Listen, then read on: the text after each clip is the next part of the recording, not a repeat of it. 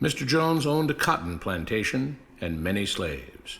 One day he was talking to the owner of the plantation next to his, and Mr. Jones was lamenting the fact that times were tough. He was having to work his slaves harder than ever, and was having trouble with some of them being disobedient or trying to run away. The other plantation owner said he knew someone who could help. Day 1. One day Mr. Jones called his slaves together so a man named Mr. Smith could talk to them. Before beginning, Mr. Smith whispered to Mr. Jones, "Whatever I say, do not contradict me or interfere, and I promise you your slave troubles will end." "My name is Mr. Smith," he said to the slaves, "and this may be the happiest day of your lives. From today forward, you will no longer be slaves, but free men." Mr. Jones was so shocked he started to step forward, but Mr. Smith gestured for him to remain silent. He did, only because the other plantation owner had spoken so highly of Mr. Smith's skills. "You are no longer the property of Mr. Jones," Mr. Smith continued. "You are free. No more would you be forced to labor for the benefit of Mr. Jones. Now you can work for yourselves." Now the slaves were all murmuring and looking at each other. Many were smiling, many were looking puzzled. "In fact, you are now free to leave the plantation whenever you want," Mr. Smith said.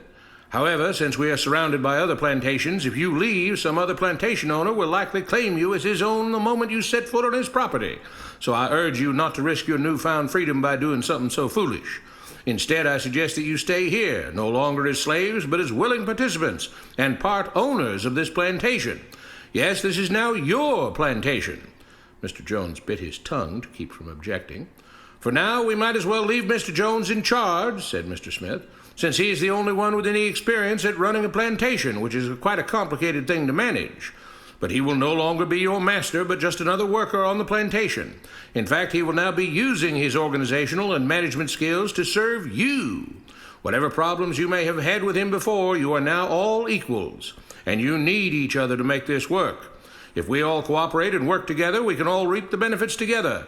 In honor of this happy occasion, I present you this new symbol of togetherness and cooperation, this flag, which shall be the emblem of the new, free Jones Plantation."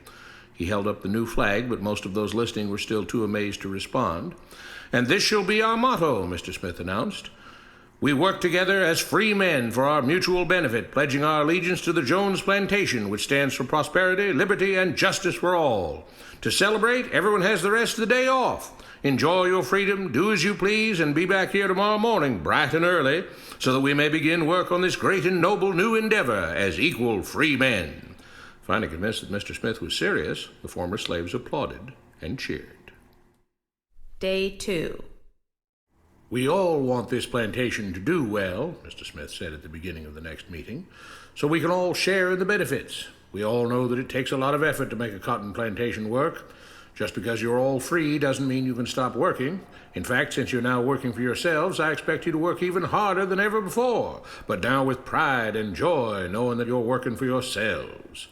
Of course, there still have to be rules. If everyone just does whatever he wants, the plantation won't produce anything. This experiment will fail, and we'll all starve. You should be thankful that Mr. Jones has agreed to stay on to lend his knowledge and skills to this endeavor, and I trust you will all do your own part to make this work.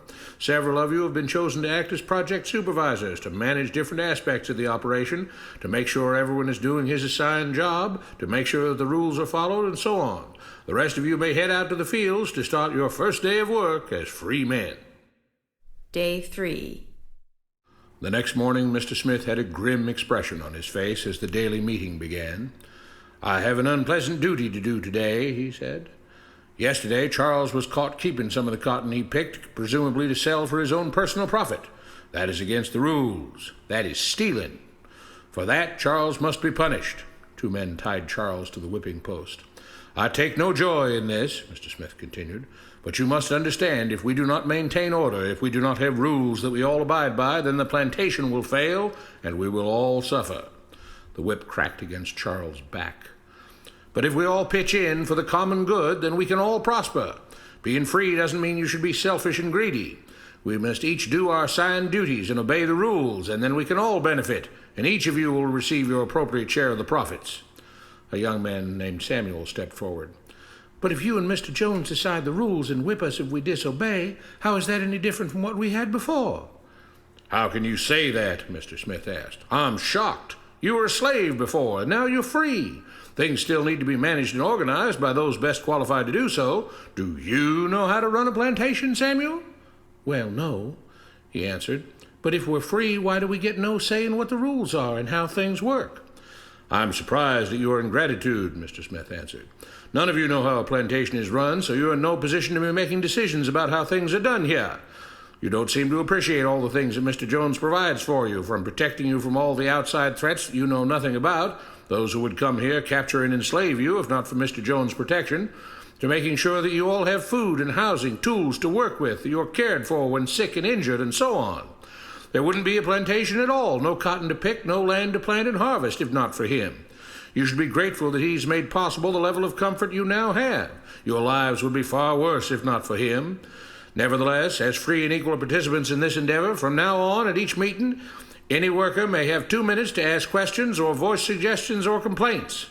With that, the workers all seemed satisfied and headed out again to the fields to pick the cotton. Day 4. "I have a big announcement," Mr. Smith said as the daily meeting began.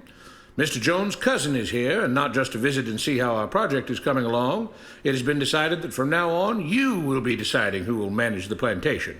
Of course, this job can't be done by just anyone, but every 3 months we will have a special meeting at which all the workers will vote on whether we think Mr. Jones should run the plantation or whether we think his cousin, Mr. Johnson, should run the plantation. That means that ultimately you are in charge because you will be deciding which man you want running things on your behalf. If you don't like the way things are being managed, you now have the power to change it." Amazed and pleased, the workers headed out again to the fields to pick the cotton. Days passed, months passed, a year passed, and the plantation continued to operate as before. Sometimes Mr. Jones was in charge, sometimes Mr. Johnson was in charge, but the day-to-day routine stayed exactly the same. The workers worked hard, long hours every day, and still had little to show for it. Every day the meeting would begin with them all reciting the Jones Plantation motto, "We work together as free men for our mutual benefit, pledging our allegiance to the Jones Plantation, which stands for prosperity, liberty, and justice for all." One day Mr. Smith announced, "Samuel is asked to say a few words this morning, and whatever the rest of us may think of his ideas and opinions, we are all free here, and that means we are all allowed to speak our minds. So, Samuel, you have 2 minutes. Begin." Samuel stepped forward, looking scared. "I was excited when all this started," he began, glancing nervously at Mr. Smith and Mr. Jones. "But don't you all see what's happened here?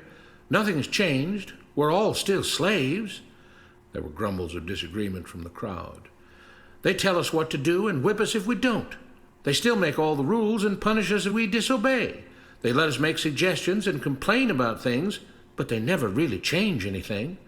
They let us choose between Mr. Jones and Mr. Johnson, but what's the difference? The situation stays the same. We do all of the work and they take as much as they want and decide how much they'll let us keep. They live in luxury, made rich by the cotton we pick. We do all the work and have to build our own huts, grow our own food, and take care of ourselves. They leave us just enough that we don't revolt or run away. This is not freedom. We're all still slaves. They've only changed the words they use, but nothing else has changed. They say we're all free and equal, but we're not. They command and we obey. That's not freedom.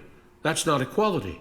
They say we're free to leave, but all that means is that we're free to be someone else's slave. Why should we work or obey the rules? We didn't agree to this. They made the system. They forced it on us. They control and rob us and call it freedom. They've deceived you into thinking that being able to choose which slave master you'll work for is the same as being free. It's not. Open your eyes. If you keep what you produce, they call it stealing.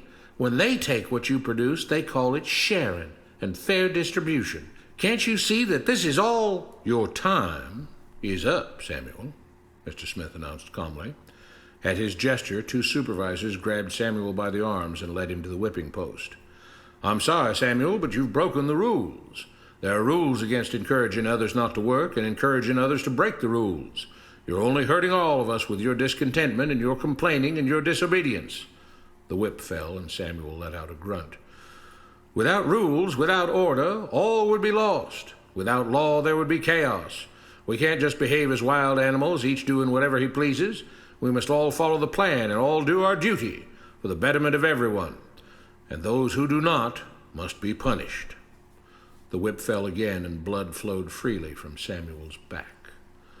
Samuel, it is you who are stealing from the others. When you don't do your assigned work, you are making more work for others.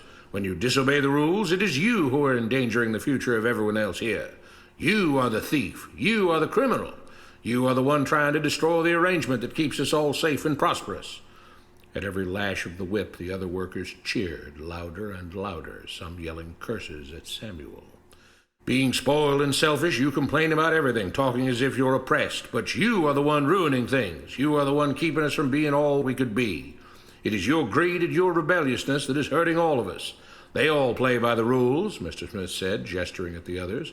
What makes you think that you don't have to? You think you're above the law? There were loud yells of agreement as the whip fell again. We must maintain order, Mr. Smith proclaimed, to make this plantation great, to make it so that we can all be happy and prosperous. To have the society we want, there have to be rules. We all have to contribute our fair share to this great endeavor, and we cannot tolerate actions and attitudes that seek to undermine the amazing things that together as free men we have achieved and will continue to achieve. Mr. Jones was smiling as he gave Mr. Smith a pat on the back. The crowd was cheering so loudly that none of them had noticed that Samuel had died. What you have been taught about government and politics is no more accurate or reasonable than what Mr. Smith taught the slaves. If you're ready to look through the veil of rhetoric and propaganda to see the reality beneath, get a copy of The Most Dangerous Superstition. It will change the way you see the world.